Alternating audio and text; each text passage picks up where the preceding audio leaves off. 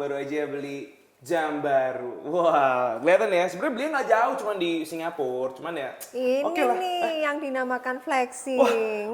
Aduh jadi malu. Ini ada Kak Ratna, guys. Ada Kak Ratna, guys. Wah, gokil sekali ada Kak Ratna. Jadi Kak Ratna ini adalah sarjana psikologi, magister psikologi. Betul ya? Atau gimana ya? Saya pelajari gimana? Magister profesi psikologi. Oh iya benar, magister profesi psikologi. Terlalu Ya. panjang.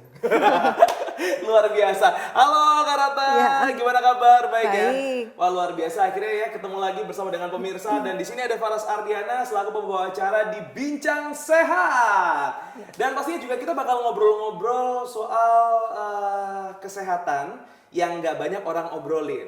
Yaitu mungkin kebiasaan baru Faras suka jam baru. Woi, kalung baru. Apa nih tadi ya? Kok sempat dibilang sama Kak Ratna flexing gitu? Flexing, ya flexing. Apa sih? Aku baru dengar loh nama flexing. Sebenarnya flexing itu apa, Kak? Ya, flexing adalah sebuah fenomena untuk pencitraan diri. Jadi kita bisa melakukannya baik melalui verbal maupun melalui fisik. Salah satu yang baru saja Farah lakukan itu adalah flexing kaitan dengan fisik. Menunjukkan segala sesuatu yang dimiliki untuk tujuan pamer tentunya. Oke.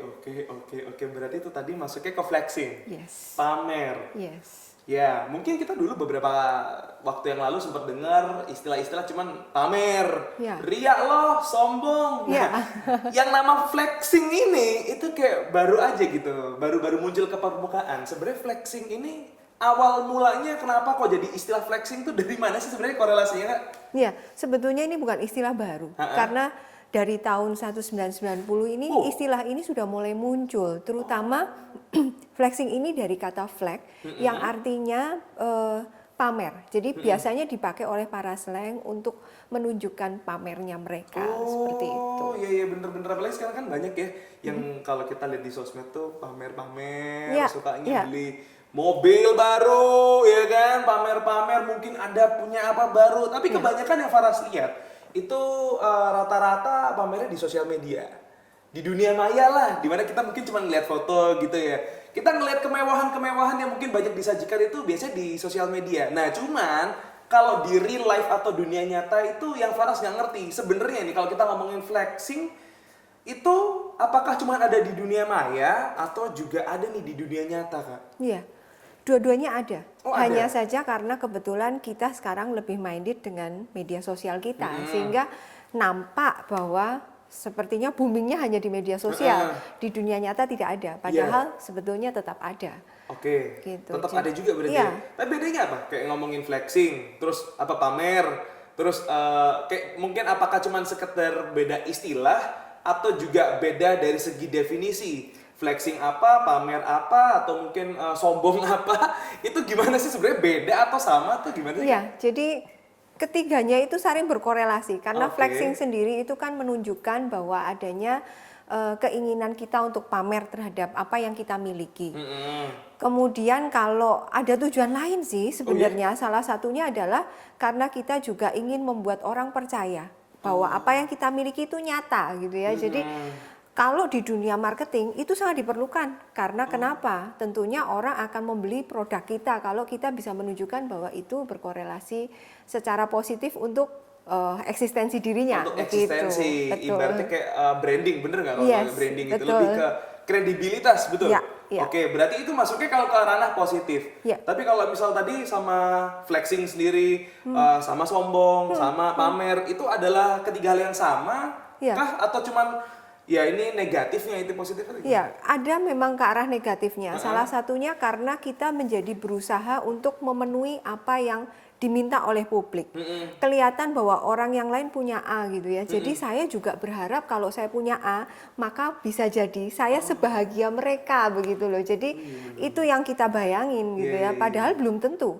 Pada saat kita memiliki hal yang sama, padahal sebetulnya kita belum sanggup untuk memenuhi kebutuhan itu yang mengakibatkan kita harus berkorban di area yang lain. Ah, ini dia nih, flexing ini penting nih karena sekarang lagi banyak ya. Ya. Kalau berdasar dari contoh ya, itu kan yang sering kita lihat mah yang Faras lihat tuh ya, atau yang Faras lakuin barusan itu kan pamer-pamer jam baru gitu kan. Tapi sebenarnya kalau ngomongin flexing itu kalau dari Kak Ratna sendiri, selaku expertnya psikologi, itu sebenarnya yang dinamakan flexing itu yang kayak gimana aja sih Kak? Apakah yang kayak aku tadi nih pamer-pamer kayak gitu atau sebenarnya ada bentuk-bentuk flexing lain?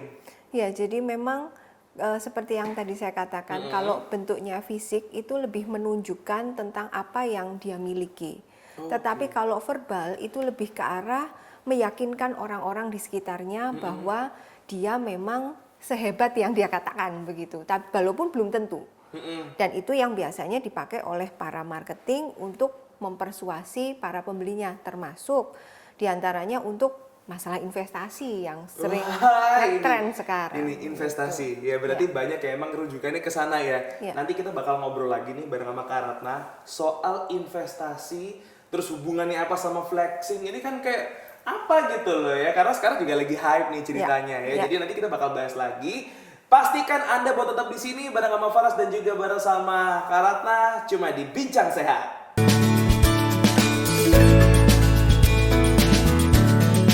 Hai pemirsa, balik lagi di Bincang Sehat bersama saya Faras Ardiana dan masih bersama Kak Ratna, expertnya psikologi. Jadi kalau ngomong psikologi nih langsung sama Kak Ratna bakal dapat solusi ya. Kayak tadi Faras sempat jadi sobat flexing. Ini agak nggak ngerti ya flexing itu apa, tapi akhirnya berhasil juga sedikit demi sedikit mulai mengerti. Ya ini kita ngobrol juga sama Kak Ratna tentang flexing. Jadi tadi kita udah ngomong nih sebenarnya flexing itu apa. Oke, flexing mungkin gampangannya adalah garis besarnya pamer ya. Dia menunjukkan entah itu nonverbal maupun verbal. Intinya dia menunjukkan sesuatu yang dia punya ataupun yang kayaknya dia belum tentu punya, tapi ditunjukin itu.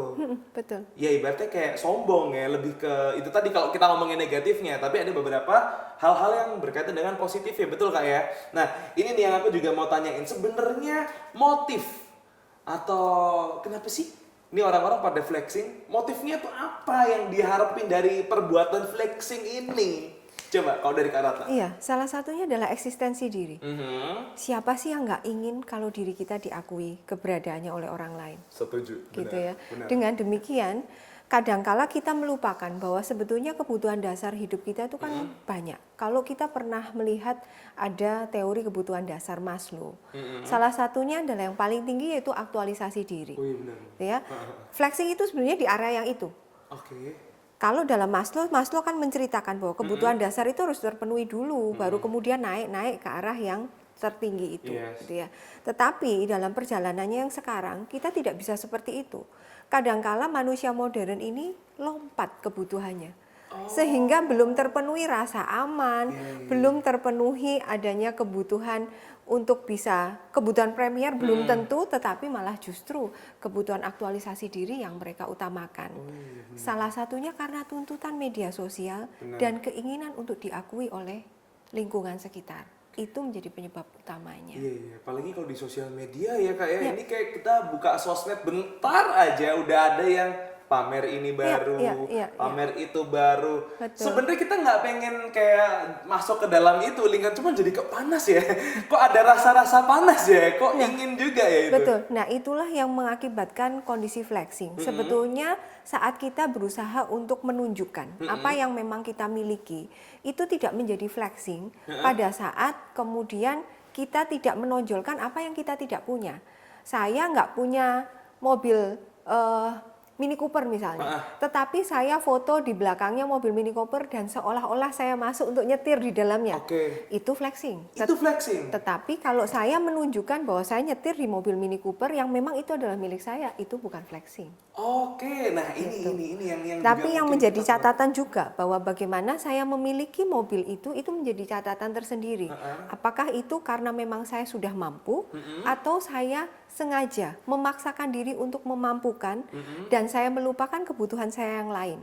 Kalau saya melupakan kebutuhan inti saya demi untuk eksis karena saya kepingin punya mobil Mini Cooper misalnya, itulah flexing. Oke. Di sini Faras agak ngerti perbedaannya ya, udah mulai ngerti. Berarti kalau misal kita ngomong flexing tuh bener-bener yang dia ibaratnya kayak nyamar gitu kali ya. Ya nggak sih Kak, kayak misal ibaratnya aku nggak punya nih, tapi aku pinjam boleh ya? Aku foto gitu ya, aku pamer-pamer ya, ini kayak seolah-olah punya aku gitu misalnya. Itu flexing tuh? Yes. Oke, selama kalau misal punya barang, ini barang aku sendiri. Katakan ya memang punya aku sendiri itu, beli pakai uang sendiri, Iya. dengan udah mengutamakan yang lainnya, udah tinggal ini emang punya aku, terus ditunjukin di sosial media, itu berarti masuknya ke mana? Ini ke arah lebih orang lebih mengatakan bahwa ini adalah bagian dari cara kita share kebahagiaan. Tetapi kita juga harus bisa melihat bahwa tujuan utama kita memiliki media sosial apa? Apakah kita ingin membagikan kebahagiaan, atau kita ingin menunjukkan eksistensi diri kita, atau ini adalah bagian dari cara kita merangkum kebahagiaan supaya nggak hilang karena mungkin memori handphone kita terbatas, tapi kalau di sana tidak gitu ya. Macam-macam. Dari tujuan itu pun menentukan apakah kita flexing atau tidak. Oh iya benar. Seperti itu. Tapi satu hal ya, mungkin ada orang yang oke aku mau membagikan kebahagiaan, mungkin share, tapi Anda lupa kalau di Di luar dalamnya sana, ada iya, flexingnya gitu ya. ada flexing, dan yang kedua tidak semua orang mencintai kebahagiaan Anda. Ya kan, nggak semua orang itu bener-bener suka ngeliat, oh ini orang bahagia banget, kayak ada suatu kepanasan gitu loh, mungkin ya. Jadi makanya Nah, yang kepanasan itu yang nanti berakibat pada kemungkinan dia menjadi pelaku flexing. Nah, itu dia. Kita masih ngomongin soal flexing nih, Kak. Nah, ngomongin soal flexing sendiri, sebenarnya ada yang salah nggak sih dari psikologi seorang pelaku flexing?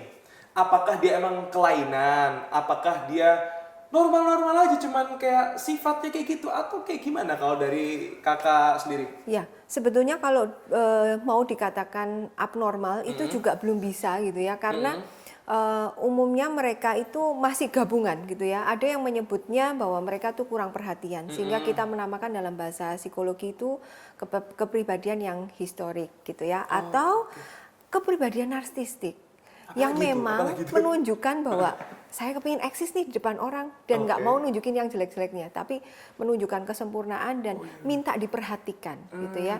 Terus kemudian salah satunya adalah sebetulnya mereka adalah orang-orang yang kesepian, sehingga mereka merasa butuh untuk diapresiasi oleh orang lain. Gitu.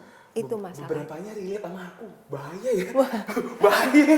Wah, bahaya nih. Flexing nih jangan-jangan. Tapi emang itu ya, apa namanya, kayak sebenarnya bisa dibilang juga apa yang terjadi sebenarnya, apa yang ada di pola pikir mereka itu sebenarnya itu ya. Jadi mungkin rasa bener-bener ingin diakui ya kan, mungkin ngerasa kesepian, aku ingin semuanya datang, maka ayo flexing gitu ya, kayak aku punya ini loh, aku punya itu loh, nggak mau temenan sama aku, kayak gitu kali. Kan kalau nggak ada yang nge-like. Iya benar. Iya benar. Tapi kalau semakin menghebohkan, orang kan suka dengan yang seperti itu untuk sekarang ini. Iya. Karena kita minim hiburan, nggak bisa kemana-mana, otomatis hiburannya kita di media sosial. Iya sih. Kalau ada sesuatu yang baru yang ditampilkan, itu menjadi menarik. Benar. Daya tarik itu yang kemudian membuat mereka semakin suka dengan yang namanya flex. Itu dia, nggak tahu kenapa kan makin kesini tuh banyak ya embel-embel yang suka ya sebenarnya konten-konten creator yang ada di luaran sana yang suka bikin konten itu membawa unsur-unsur kesombongan. Entah itu mungkin sombong ini macam-macam, nggak cuma sombong masalah apa yang dia punya, tapi kadang sombong soal skill. Ada sombong soal apa? Yang nggak tahu ya, mereka tuh sebenarnya niatnya memang hanya konten atau memang beneran sombong. Ya, itu tidak bisa dikatakan flexing kalau begitu. Karena begini, apa yang dia tunjukkan itu memang nyata, dia miliki. Tetapi yang menjadi flexing adalah pada saat itu tidak nyata dia miliki, tetapi dia menonjolkan seolah-olah semua itu miliknya dia, seperti itu. Siap, berarti udah nemu garis bawahnya ya. Jadi dinamakan flexing apa yang dia bukan punya, apa tuh dia nggak miliki, tapi dia merasa kayak, atau dia bikin seolah-olah ini punya aku, ini aku bisa kayak gini, gitu. Padahal enggak ya. Betul. Oh iya, oke bisa dipahami. Tapi kalau misalnya kita ngomongin soal pelaku flexing ini sendiri, kalau di kehidupan dunia nyata, dari kakak nih yang kayak udah ngadepin banyak ya orang-orang yang kelakuannya beda-beda, ini orang yang suka flexing itu apakah kelakuannya beda? Mungkin cara bicaranya ada berbeda, atau mungkin cara jalannya dia agak gini, atau mungkin postur duduknya gini nih. Suka agak terlalu membusungkan dada ya, saking dia gayanya, atau gimana sih? Iya, itu memang ada kondisi yang kelihatan seperti itu gitu ya. Jadi secara fisik kelihatan, cuman biasanya tidak selalu, karena beberapa mereka menampilkan itu hanya di media sosial, sehingga dalam realitanya saat mereka tidak di depan kamera ya biasa-biasa aja gitu ya. Cuma sebagian besar itu akan terbawa. Kalau mereka berada di media, maka biasanya mereka juga akan melakukan itu di kehidupan nyata. Tetapi bukankah ini menjadi sumber pendapatan baru? Bahwa kita punya job baru loh. Salah satunya adalah nyewain barang branded kayak gitu ya. Iya, benar. Itu ada. Beberapa aku lihat berita. Ini yang kita nggak pernah tahu ya. Sewa iPhone. Saya baru dengar nih. Ada sewa iPhone, ada. Belum pernah dengar nggak? Nah, kebetulan saya ada ini price listnya. Mau sewa juga. Boleh nih. Itu tapi serius ada. Jadi aku ngeliat ada di satu lagi rame gitu di sosmed. Ada yang bener-bener nyewain yang namanya itu nyewain iPhone. Maksudnya kayak bener spesifik gitu loh, handphone ini gitu. Kenapa bukan handphone yang lainnya? Balik lagi kayak aku melihat bukan dari sisi kegunaan, melainkan dari sisi mungkin itu tadi ya, kayak misal aktualisasi diri ya, pengen dihargai sampai sewa loh. Itu kan biasanya kan nggak pernah kepikiran ya buat sewa ya, itu ada yang sewa. Iya, karena kan image-nya itu berbeda. Coba saja Farah angkat handphonenya. Kalau sudah di belakang kelihatan ada berapa titik, nah itu kan kita langsung iPhone. Oh gitu ya. Beda kasus kalau saya angkat handphone saya. Orang akan, wah ini bukan ini. Tapi biasa aja. Tapi mahal nih. Enggak lah. Gitu kalau ya? ada satu lagi baru mahal. Itu Karena ini cuma image orang. Iya, Image itu orang. sudah terbentuk dan itu sudah terbiasa. Begitu kita melihat itu langsung image-nya ke arah sana. Itu Iya, kenapa persewaan menjadi Iya, bahkan ada lagi yang rame kasus nih ya. Kak Rata, kita cerita-cerita dikit. Ada orang nih, dia beli tasnya mahal, tas branded, harganya puluhan juta. Tapi urunan orang berapa puluh gitu. Jadi patungan, dia pakainya gantian, dipostingnya gantian. Jadi kayak aku sekarang lagi foto. Dulu aku kira ini bercandaan. Kayak gini, urunan beli tas ya, bercandaan. Tapi ternyata ini real terjadi kayak ada orang yang bener-bener bela-belain. Ini, nah cuman gini masalahnya. Ini oke, dia beli pakai duit dia, cuman patungan. Ini masuknya flexing nggak? Soalnya kan dia beli tuh pakai duit dia, tapi patungan. Ya, ini termasuk karena sebetulnya dia sendiri belum cukup kuat untuk memiliki itu. Termasuk fenomena terakhir yang terjadi adalah setelah pandemi. Ini kan banyak sekali tas-tas branded yang dijual dengan cicilan gitu ya. Kemudian cicilannya berhenti. Karena setelah pandemi ada yang mungkin harus berhenti dari kerja, pendapatannya berkurang, akhirnya tasnya harus dikembalikan. Tetapi kan mereka sudah menang satu hal, yaitu memamerkan di media sosial. Itu. Bener. Itu ya. Ya endingnya gimana kan nggak ada yang tahu. Iya. Apakah kita pernah bertanya nggak nyamannya di mana pada saat tagihannya tidak terbayar? Kan kita nggak tahu. Iya, itu. tetangga ganti mobil baru, kok bulan depan udah nggak ada, ditarik. Kita nggak tahu, jadi jangan sedikit kayak bentar-bentar atau mungkin dikit-dikit udah langsung nilai, nggak, jangan. Kita harus kayak belajar bener-bener percaya untuk menilai dengan lebih detail. Betul, supaya detail, tidak dan mudah kita harus percaya. juga bijak gitu ya Kak ya. Betul. Nah, tapi kalau misal ngomongin soal flexing juga nih Kak, sebenarnya flexing ini suatu kondisi psikologi yang wajar atau justru memang sikap yang sikap alami manusia gitu. Iya. Sebenarnya flexing ini. Ini menjadi wajar sekarang karena kehidupan kita banyak mengkonsumsi media sosial dan di media sosial sepertinya kita dituntut untuk mengikuti pola yang seperti itu. Asalkan sekali lagi itu tidak merugikan orang lain, itu yang paling penting. Jangan sampai merugikan orang lain. Jangan sampai merugikan yang orang lain. kedua, jangan sampai membuat kita menjadi lebih tidak produktif gara-gara kita mengikuti tren dan akhirnya kita lupa untuk tugas-tugas lain yang menuntut kita lebih produktif. Oke, itu yang kedua. Itu permasalahannya. Itu permasalahannya. Yes. Tapi sebenarnya wajar karena keadaan berarti ya. Iya, sekarang menjadi bentukan gitu. Tapi ya kalau sikap alami manusia sebenarnya itu tadi yang dibutuhkan aktualisasi ya. Iya. Sebenarnya aktualisasi itu memang sifat bawaan manusia. Ya. Cuman akhirnya karena terlalu dipaksakan, akhirnya flexing. Ya. Dengan memaksakan apa yang dia nggak punya, jadinya harus dia punya dan dia pamerin. Ya. Gitu kali ya. Oke. Udah mulai bisa dipahami ya, karena memang beberapa kali kejadian-kejadian ini tuh kayak sering terjadi. Kayak contohnya kalau misal aku nanya juga nih ke Ratna, kalau misal lagi makan di resto, di foto, tapi yang di foto kayak makanannya temen. Nah, itu termasuk flexing. Itu flexing ya? Itu flexing ya? Ya makanannya bagus nih, kita foto yang itu kita posting. Tapi kita makannya beda. Itu flexing ya? Yes. Sesimpel itu. Sesimpel itu, dan itu mungkin sering terjadi di kehidupan kita, kayak mungkin ala ini biasa aja, tapi ada rasa untuk mungkin dorongan-dorongan itu diposting nih bagus, seolah-olah ini makanan aku, sesimpel itu ya, makanan nih, tapi ternyata bukan. Itu juga masuk ke flexing. Tuh kan, jadi sebenarnya banyak banget nih kalau kita ngomongin soal flexing, apalagi bareng sama Kak Ratna yang expert banget di bidang psikologis, jadi kayak makin ngerti juga flexing itu apa, terus mungkin apa yang ada di dalam diri orang-orang pelaku flexing itu seperti apa. Nanti kita bakal bahas lagi ya, apalagi yang berkaitan dengan tren sekarang, yaitu investasi. Apa hubungannya flexing sama investasi? Nanti kita bakal ngobrol lagi, jadi pastiin Anda tetap di Bincang Sehat.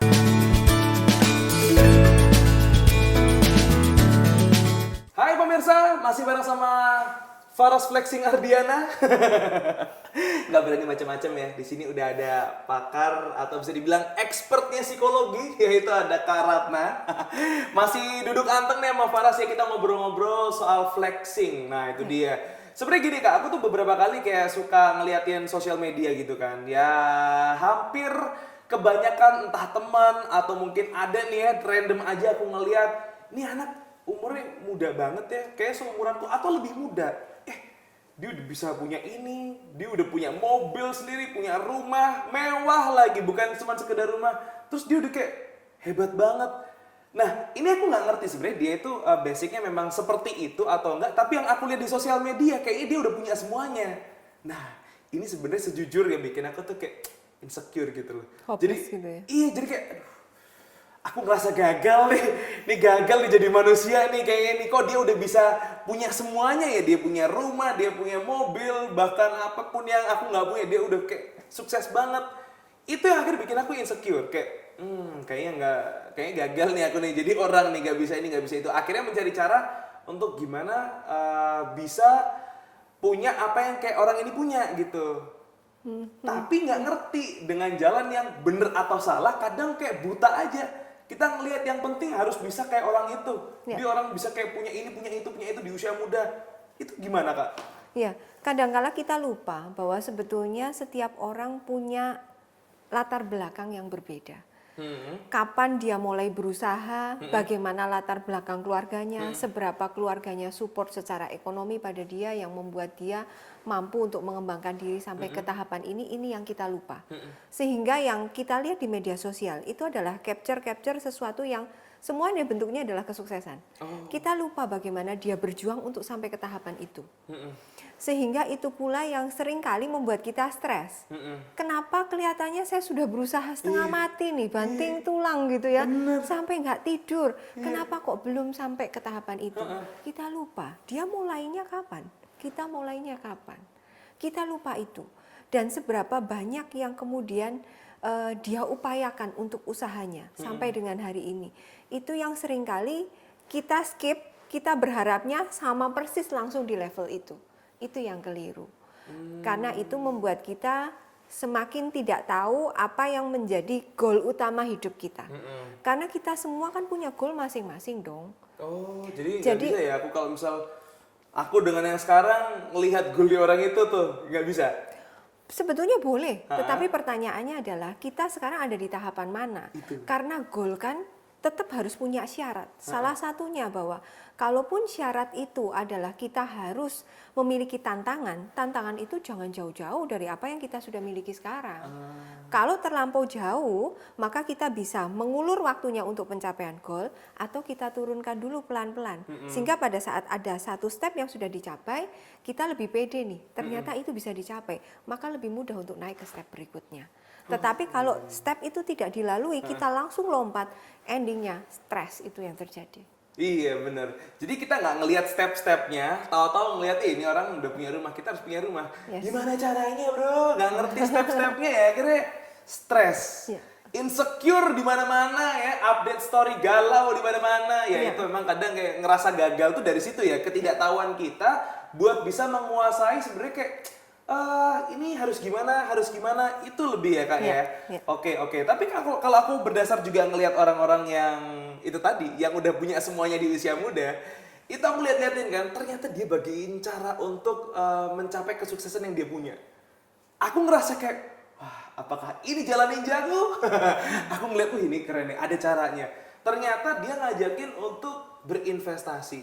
Wih ini, kayaknya ini nih aku Peluang bisa nih, gitu ya. peluang karena contohnya udah jelas dia Yes. kan. Wah ini orang udah kaya raya nih, Ya, punya ya. semuanya nih. Ngajakin untuk masuk sebuah investasi yang dia lakuin, dan harapan aku terutama ngelihat itu kayaknya, wah ini akan menjadi masa depan yang cerah. Ya. Itu gimana Kak? Kalau misal ada orang yang sukanya mungkin menunjukkan kekayaan-kekayaan, kemewahan-kemewahan, abis itu ujung-ujungnya menawarkan investasi. Ya. Ini masih ada sangkut pautnya sama flexing tadi nggak sih? Termasuk, karena sebetulnya ini adalah bagian dari strategi marketing. Oke. Karena dengan saya menampilkan bahwa saya hidup baik, saya penuh dengan kenyamanan, orang pasti akan tertarik dengan lebih mudah dong tentunya, Iya. daripada kita tidak menunjukkan semua itu. Dengan kita menunjukkan kemudahan hidup kita, siapa sih orang yang kemudian akan meneliti di belakangnya Ratna ada apa sih? Kan nggak akan. Nggak ada. Yang mereka lihat cuma tampilannya. Iya, siapa peduli gitu kan. Iya, Nah. dengan demikian kita akan mudah untuk memutuskan iya, tanpa mengelola di belakangnya, tanpa harus menganalisis sebetulnya apakah yakin bahwa para robot itu misalnya gitu ya mampu sungguh untuk menghasilkan. Awalnya kelihatan iya, tetapi sebetulnya kalau kita mau menghitung secara benar-benar dari strategi keuangan gitu ya, sebetulnya persentase yang mereka janjikan pun tidak semewah yang Iya, tersaji iya, di media sosial. Itu dia ya. Berarti bisa jadi kadang ini karena balik lagi marketing, Yes. terus ada yang namanya strategi. Berarti bukan sebuah kenaturalan ya. Bisa jadi bukan sebuah kenaturalan yang apa adanya ditampilkan, tapi bisa jadi by setting, betul? Ya. By pengaturan. Bahasa Indonesia setting pengaturan ya, by pengaturan. Atau mungkin ya karena ini semua disetting, jadi akhirnya dipaksakan juga, bisa jadi nggak? Kalau misal sengaja untuk wah aku harus punya ini nih ditampilkan di sosmed nih biar orang Betul. tertarik, itu Iya. juga masuk akal Iya. nggak untuk terjadi? Minggu ini aku beli HRV, minggu Nah. depannya CRV gitu ya. Semua merek Honda mungkin dia beli. Tujuannya iya karena saya berinvestasi dengan ini maka saya dapat ini itu dan lain sebagainya. Itu kan menarik. Menarik kita sebagai yang menyaksikan di media sosial untuk tidak berpikir panjang untuk ikut serta.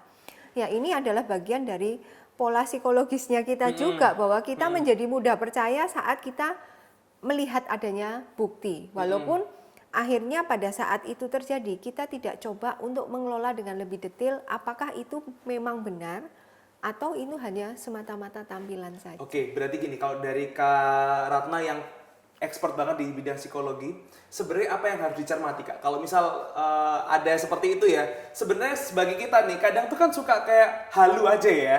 Ih, keren banget, iya, sukses dia, itu udah kayak, ya udah lupa aja gitu, apa yang mungkin kita pikirin sebelumnya, lepas aja, kita langsung, oke, join, atau oke, aku ikut investasi ini. Tapi kalau dari sudut pandang kakak sendiri, untuk psikologinya, sebenarnya gimana untuk menyiasati itu? Atau mungkin gimana nih melihat fenomena itu kalau dari sudut pandang seorang psikolog? Iya, seperti yang saya pernah sampaikan sebelumnya, bahwa sebetulnya kita dari diri kita masing-masing harus punya tujuan untuk hidup kita. Jangan sampai karena apa yang kita lihat di lingkungan kita, kita mudah terpengaruh dan itu bukan sesuai dengan rule yang ingin kita capai. Oke. Karena kadangkala pada saat kita keluar dari rule kita, belum tentu itu cocok dengan diri kita. Bahkan mungkin kita memaksakan diri. Karena ada beberapa orang yang akhirnya mereka tuh melakukan investasi misalnya, itu bukan dengan uang mereka, tetapi uang yang panas. Oh, iya Mereka pinjam dari orang lain lagi dengan harapan bisa muterin gitu ya, terus ambil keuntungannya. Akhirnya pada saat investasi itu tidak menghasilkan, akhirnya kan justru dia mendapatkan masalah baru, yaitu Benar. hutangnya itu sendiri. Setuju. Gitu. Ini balik lagi mungkin yang ada yang belum tahu, uang panas, uang dingin itu bukan uang yang diangetin, bukan ya. Jadi uang panas tuh bukan uang korupsi juga. Uang panas yang dimaksud di sini adalah uang Yang pinjam dari orang lain. Iya, uang yang dipakai untuk muter ya. Iya. Entah itu mungkin untuk biaya kehidupan sehari-hari, Ya, biaya termasuk. cicilan mobil, rumah, Ya. atau mungkin uang yang bukan nganggur gitu, uang yang akan dipakai. Nah itu uang panas, kalau uang dingin uang yang memang nganggur gitu ibaratnya ya. Ibaratnya itu adalah bagian dari tabungan lah Nah gitu ya. itu bagian-bagian ini biar ngerti aja gitu. Ntar bingung, ntar ini uang panas uang dingin apa, ya kan? Jadi uang panas uang dingin gambarannya kayak gitu. Dan tadi mungkin sempat disampaikan juga dan memang setuju banyak juga kasus di mana kayak orang akhirnya stres. Nah ini lagi-lagi balik lagi ke mentalnya yang kena, kayak dia stres. Ada yang gila karena dia mungkin investasi terus yang digunakan investasi adalah uang atau mungkin jaminan rumahnya, terus ya banyak cerita-cerita kayak gitu. Sebenarnya itu ya yang akan terjadi ya ketika kita nggak bijak gitu ya, kita nggak bisa mengerti atau memahami gimana konsep yang ada dalam sebuah investasi. Termasuk karena kita tidak cukup memahami apa yang kita inginkan dalam hidup kita. Oke, berarti itu apa yang mungkin kita punya goalsnya itu yang harus kita pahami. Ya. Dan kalau emang udah nyampe di goals itu, Kita bisa naikkan lagi ke goals berikutnya. tapi dengan step yang bener ya, nggak langsung melip gini, ya kan? Sekarang seneng nih, udah punya mobil baru, besok beli Ferrari, ya harus ada stepnya, naik pelan-pelan ya, harus jelas dan detail ya. Tapi itu bukan berarti bahwa kita mesti ganti mobil baru kan, istilahnya kalau dalam contoh ini, tapi lebih kepada kita menyiapkan dana untuk mencapai apa yang kita harapkan. Nah, maksudnya nggak melip-melip tiba-tiba berpikiran yang nggak mungkin, oke aku tak join ini ya, bisa dapat pesiar kapal. Kadang-kadang itu kan nggak masuk akal. Tapi itu harus bener-bener real gitu ya. Kita harus melihat bukan dari iming-imingan orang. Nggak hanya sekedar itu ya, nggak hanya sekedar dipanas-panasin doang ya. Tapi harus sadar betul ketika kita mau join sebuah investasi. Karena ditakutkan sebuah investasi bisa jadi dia flexing juga ya. Untuk ininya mengecoh dengan menampilkan sesuatu kemewahan yang terkadang mungkin nggak dia punya gitu ya Kak ya. Jadi bukan punyanya dia tapi oke lah kayak menarik nih, marketing nih bisa nih. Kita coba sewa mobil ini, kita sewa apa namanya mobil-mobil mewah gitu misalnya ya. Terus di foto-foto dan segala macamnya, di-update ini punya aku dengan investasi ini bisa terjadi. Nah, itu yang mungkin perlu kita waspadai. Jadi kalau mungkin ada aroma-aroma pamer sih lebih tepatnya kita pikir 2 kali dulu kali ya Kak ya. Karena kita lihat. ya memang lingkungan kita menyajikan tuntutan yang seperti itu. Sehingga seringkali orang sebetulnya belum siap untuk ke arah sana, menjadi terpaksa menyiapkan diri dan memaksakan diri untuk ke arah sana. Contohnya, saya mengatakan seperti itu, misalnya saya aja deh, saya datang ke konternya Ferrari. Mungkin yang jaga saya akan bilang, Pak saya boleh untuk test drive? Mereka nggak semata-mata langsung lihat, iya silahkan Bu. Nggak mungkin, mereka pasti akan lihat dong dari ujung kepala sampai ujung kaki kita gitu ya. Memungkinkan nggak sih Ratna itu beli Ferrari?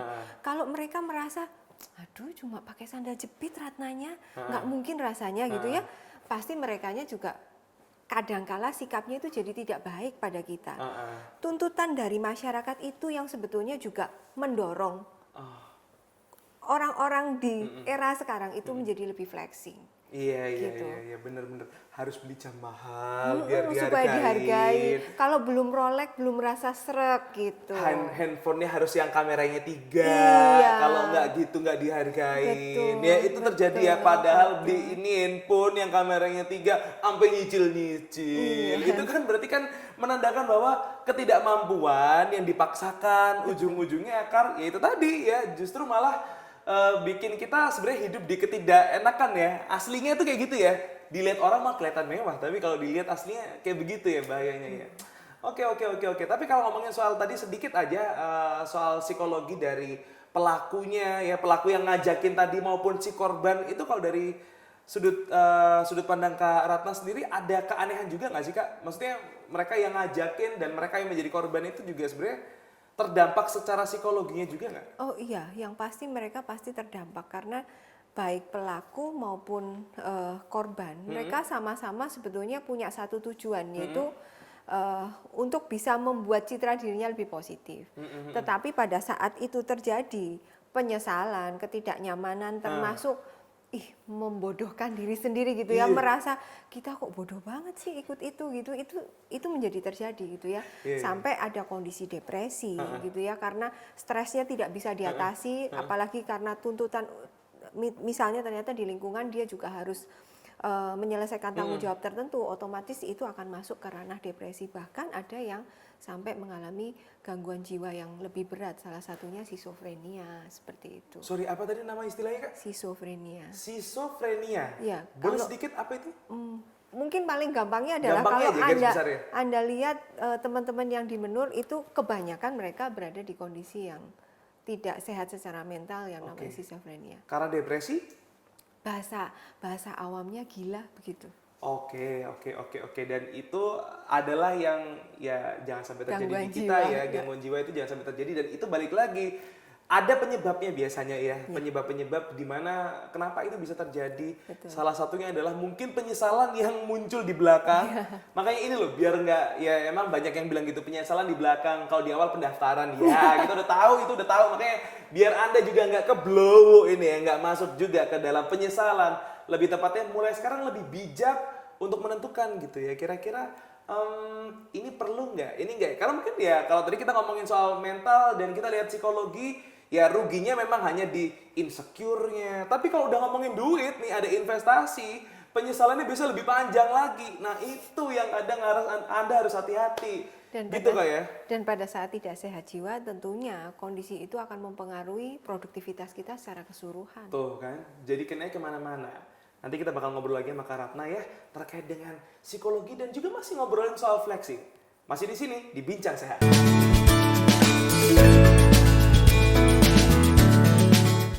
Kembali lagi di Bincang Sehat bersama saya Faras Flexing Ardiana dan juga masih bersama dengan Kak Ratna.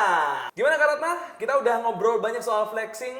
Aku juga akhirnya makin ngerti gitu, ternyata flexing itu seperti itu ya. Orang-orangnya ternyata kadang nggak sadar ya kalau dia flexing ya. Atau mungkin bahkan ada yang memang sengaja, oke aku memang ingin memamerkan sesuatu yang bukan punya aku, memang terjadi ya. Dan satu hal yang mungkin paling sering aku lihat adalah ya tadi balik lagi di sosial media.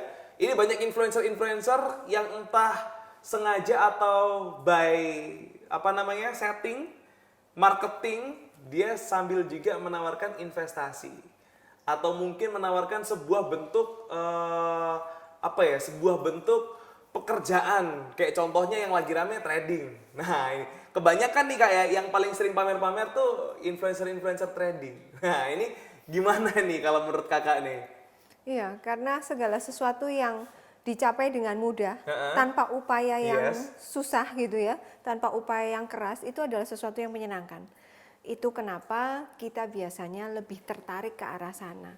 Padahal kita sendiri sebetulnya harus ingat bahwa faktanya pada saat kita ingin menjadi besar dan itu konsisten gitu ya di arah yang terus besar, itu kita tetap harus melalui upaya yang keras. Tidak ada sesuatu yang kita bisa dapatkan tanpa upaya.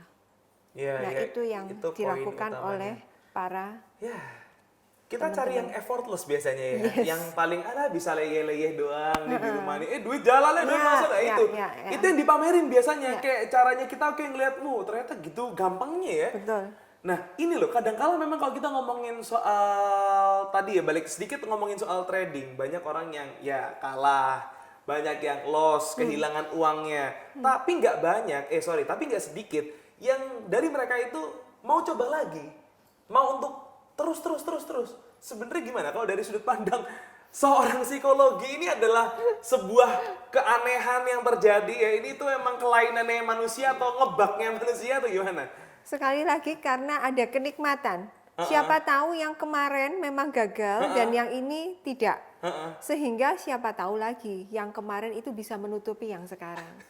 Gitu ya. Apalagi kalau kita melihat memang di era sekarang, karena mudahnya fasilitas gitu ya, karena kita bisa mengakses apapun dengan mudah, kita cenderung untuk mencari segala sesuatu yang memang effortless tadi itu. Kalau bisa yang gampang, kenapa harus susah? Kalau bisa yang instan, kenapa harus mencari yang tradisional dengan kesulitan yang lebih besar? Oke. Itu Berarti selalu ada rasa penasaran ya. Siapa tahu. Rasa penasaran itu yang justru mengalahkan mungkin logika. Mengalahkan logika kita ya. Secara logika nih nggak masuk akal nih. Ini secara logika nih kemarin udah hilang duitnya. Tapi kayaknya siapa tahu Siapa tahu nih Ferrari bisa kebeli dalam sekali apa nih ya, dalam sekali pencet tuh biasanya ya. Ya. Makanya ini yang kadang bikin kita tuh suka tergoda. Berarti itu ya, penasaran mengalahkan logika. Nah itu penting. Jadi kita mungkin bisa memahami karena kebanyakan yang namanya rasa penasaran mengalahkan logika. Lain kali kita bisa berhati-hati untuk itu, ya Ya, kan? betul. Penasaran yang mengalahkan logika. Tapi yang heran ya, Faras tuh juga banyak orang yang juga itu tadi suka ya dalam tanda kutip tertipu dengan orang-orang yang memamerkan harta kekayaannya, yang flexing dan lebih gampang tergiur.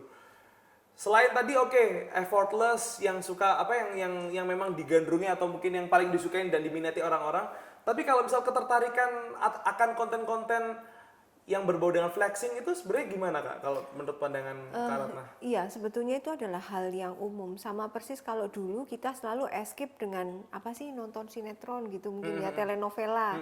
Sekarang ini kita dimudahkan dengan adanya media sosial karena kita bisa mengakses tanpa ada batasan waktu. Sehingga sebetulnya melihat flexing itu sendiri ya seperti kita escape sebentar dari kondisi realita kita sehari-hari untuk ya kalau endingnya bahwa kita bisa melihat bahwa itu hanya untuk menghibur diri, maka itu selesai sampai begitu saja.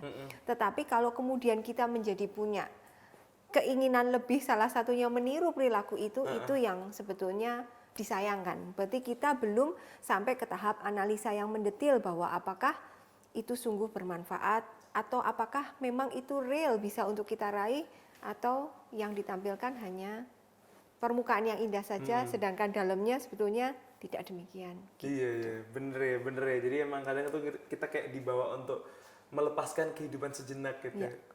Gila mewah banget.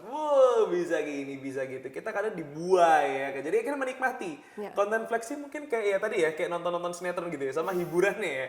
Itu mungkin akhirnya kenapa orang kok suka ngelihat itu dan secara nggak langsung bisa ke bawah. Tapi dampaknya sendiri kalau misalnya untuk para apa nih ya, bisa dibilang mungkin penonton konten-konten flexing atau mungkin ya bisa kita lihat sebagai orang-orang yang terdampak deh atau orang-orang yang suka melihat itu sebenarnya kalau dari segi psikologi sendiri apakah orang-orang yang melihat itu nantinya juga bakal merasakan ada sesuatu yang berubah, maksudnya ada perubahan dari sikap, perubahan psikologi juga, mentalnya bakal ikutan berubah atau enggak? Kalau secara positif tentunya saya berharap ini menjadi sumber motivasi untuk kita menjadi pribadi yang lebih baik. Tetapi bukan copy paste dengan apa yang kita lihat gitu ya. Tetapi secara negatifnya biasanya orang yang selalu ingin langsung naik ke tahapan yang aktualisasi diri tanpa dia ingat bahwa dia harus memenuhi tahapan sebelumnya, itu berdampak pada mereka menjadi mudah untuk jatuh ke dalam stres yang berkepanjangan bisa menjadi burnout dan kemudian jatuh ke dalam kondisi depresi. Itu masih memungkinkan ke arah sana. Belum lagi karena kita tahu sebetulnya segala kemudahan seperti yang tadi saya sampaikan itu adalah sesuatu yang menyenangkan. Sehingga tentunya kita selalu berarah untuk mengejar model-model yang seperti itu. Oh, Gitu. iya, bener-bener. Berarti akan ada kecenderungan untuk diikuti ya? Iya. Hal-hal yang kayak gitu akan kecenderungan untuk dilihat. Makanya itu kita harus lihat positifnya dong, supaya ini membangun kita untuk menjadi lebih produktif. Tetapi kalau kita hanya melihat dari sisi negatifnya, tentunya kita akan ikut terjerumus kepada pola flexing itu sendiri. Oke, ngelihat Tidak sadar positifnya. dengan kondisi kita, tetapi mengupayakan supaya kita tidak ketinggalan dengan tren, maka kita berusaha untuk sama seperti tren yang ada. Oke, berarti itu yang juga nggak kalah penting dan mungkin tadi kita harus mulai menghidupkan logika lagi ya. Maksudnya kita ayo dong berpikirnya logis gitu kali ya. Kadang kan memang rasa penasaran On the track. kita. Iya, on the track. Kita ayo logis gitu. Jadi memang yang nggak kalah penting adalah itu dia. Ketika kita bisa memahami atau mungkin logika kita jalan. Ini orang misal di usia muda yakin nih duitnya lewat sini, jangan-jangan dia Lewat yang lain. Nah, lewat yang lain jangan-jangan nih barang minjem bahkan kita harus berpikir itu perlu ya kadang-kala ya, karena memang yang ada di sosial media nggak selamanya itu benar, nggak selamanya real. Masalahnya kalau kita udah tertipu terus kita percaya, efeknya bukan cuma sekedar kitanya yang ya ketipu, nggak gitu, tapi efeknya panjang ya. Iya, karena gampangnya kita juga akan berpikir, kapan sih kita pernah upload saat kita bertengkar dengan pasangan misalnya gitu? Nggak pernah dong. Ada yang kayak gitu, itu temen aku ada tuh di Oh, gitu WA ya? story. Wah. Wah, ini orang minta di blok. Itu pasti salah satunya hanya dia mencurahkan ketidaknyamanannya. Yes. Tetapi pada saat dia benar-benar adu mulut, ada Yeah. nggak sih yang kemudian kengangguran terus kemudian kita Oh enggak ada kan? Cuman kayak ibarat curhatan doang. IG live gitu ya, kita lagi bertengkar nih gitu kan, nggak ada. Ide baru. Berantemnya di IG live. Justru karena itu menunjukkan bahwa kita harus hati-hati. Semua yang ada kita tonton di media sosial tentunya semua hal yang positif, yang indah. Kita melupakan bahwa mereka pun untuk sampai ke tahapan indah itu pasti ada perjuangan yang dilakukan. Betul. Itu loh, intinya itu. Jadi jangan gampang percaya sama sesuatu yang instan ya. Ya. Orang mie instan aja masih tetap dimasak ya kan? Betul. Nggak dibuka langsung dimakan kan? Iya, walaupun ada sih orang kayak gitu. Jadikan snack. Iya, sesuatu yang instan itu juga masih memerlukan proses. Betul. Contohnya mie, apalagi yang memang kesuksesan, nggak mungkin dong instan. Ada proses yang perlu dilalui. Maka dari itu mungkin logika kita harus jalan. Dan lagi-lagi tadi ya mungkin ya, penasaran jangan sampai mengalahkan logika, karena itu yang sering terjadi. Kalau mungkin tips dari Kak Ratna sendiri kira-kira bagaimana Kak untuk menghadapi, atau mungkin ya jangan-jangan nih ada salah satu pemirsa kita atau Faras mungkin yang secara tidak sadar sebenarnya aku tuh mengalami sebuah depresi gitu, butuh healing kayak yang ada di itu kan biasanya di sosmed kan, healing. Coba kira-kira apa sih yang mungkin perlu kita lakuin sebagai anak-anak muda yang mungkin juga sering depresi ngelihat waduh kemewahan atau pencapaian orang lain yang lebih hebat, terus kita akhirnya depresi. Nah, ini apa yang harus kita lakuin sebagai anak muda yang ada di... Iya, untuk pertama kita perlu belajar untuk membatasi bahwa media sosial ini bentuknya adalah sekali lagi untuk menghibur, bukan untuk kita merubah setting goal kita gitu ya. Boleh kalau itu secara positif untuk membuat kita menjadi lebih maju. Tetapi kita mesti tahu juga apa yang kita raih sekarang dan seberapa besar step-step yang harus kita lalui untuk mencapai itu, kita harus sadari bahwa itu tidak mungkin terlewati. Tidak ada sesuatu yang besar tiba-tiba muncul. Sehingga upayakan untuk kita bisa cerdas dalam menghadapi media sosial. Sebisa mungkin alihkan kebiasaan untuk hanya melihat media sosial dengan kegiatan-kegiatan yang lebih produktif. Misalnya, Anda sebagai presenter, bekerjalah dengan lebih giat dengan mencari pekerjaan-pekerjaan di luar dari apa yang biasa Anda lakukan. Nah, itu membuat Anda akan ketemu orang baru, punya pengalaman baru. Siapa tahu itu juga menjadi bagian dari celah untuk Anda menciptakan usaha baru. Oh iya, seperti setuju. itu. Nah, tentunya kalau sudah ada di kondisi yang depresi, memang diperlukan bantuan dari profesional untuk bisa mendampingi mereka untuk keluar dari situasi depresinya. Karena depresi itu pun tidak akan selamanya, kalau hari ini dia dikatakan depresi, maka seluruh hidupnya depresi itu enggak gitu ya. Setiap dari kita pasti harapannya adalah berkembang ke arah yang positif. Dan kadangkala kita yang lupa adalah kita perlu untuk dibantu oleh orang lain keluar dari situasi yang kita alami. Karena kita sering tidak sadar bahwa kita sudah ada di tahapan yang sebetulnya kita perlu bantuan seperti itu. Itu, ketidaksadaran itu biasanya bisa dilihat dengan apa? Kan karena mungkin aku perlu nggak sih untuk datang ke psikolog misal seperti itu? Aku udah perlu nggak sih? Nah mungkin ada nggak sih kayak pendeteksian dini? Apakah aku ini arahnya depresi? Apakah aku memang arahnya butuh bantuan orang lain yang memang expert di bidangnya, atau mungkin ini masih bisa diatasin sendiri? Ya, seperti yang tadi saya katakan, kalau memang ini sudah dalam kondisi depresi, tentunya butuh bantuan profesional.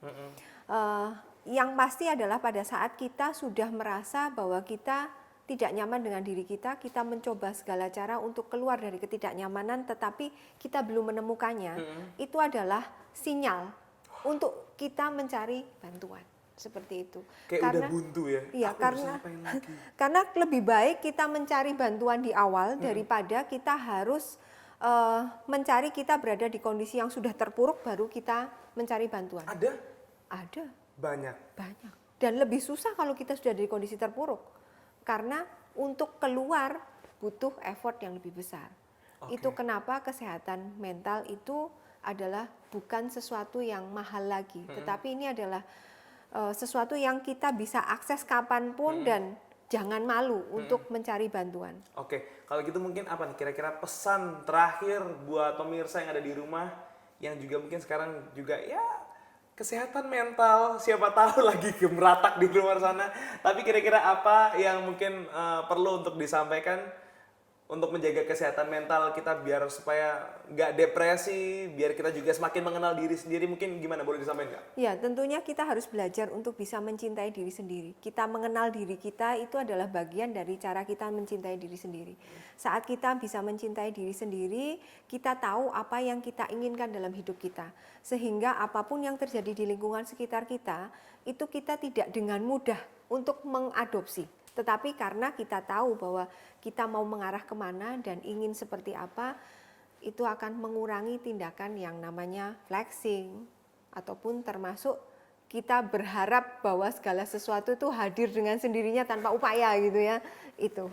Gitu. Oke, berarti intinya adalah jangan lupakan logika ya. Logika Anda jangan sampai mati intinya ya. Harus tetap logis apapun itu yang terjadi, dipikirnya harus bener-bener matang dan jangan kena buayan apa, percaya ya kan.